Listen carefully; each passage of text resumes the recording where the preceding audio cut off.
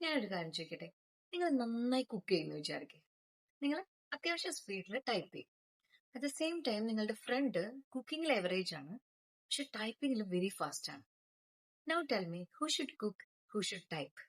നിങ്ങൾ ഏത് കാര്യത്തിൽ ബെസ്റ്റ് എന്നല്ല, ഏത് കാര്യം ചെയ്യുമ്പോഴാണ് നിങ്ങൾക്ക് കുറഞ്ഞ ലോസ് ഉണ്ടാവുന്നത് നോക്കുക.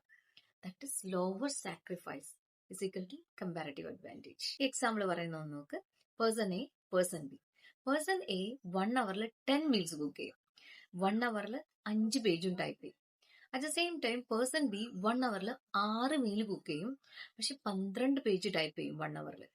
ഇനി ഒന്ന് ഒബ്സർവ് ചെയ്തിട്ട് പറഞ്ഞേ, കുക്കിങ്ങിൽ ആരാ ബെസ്റ്റ്? പേഴ്സൺ എ അല്ലെ? ടൈപ്പിങ്ങിലോ പേഴ്സൺ ബി.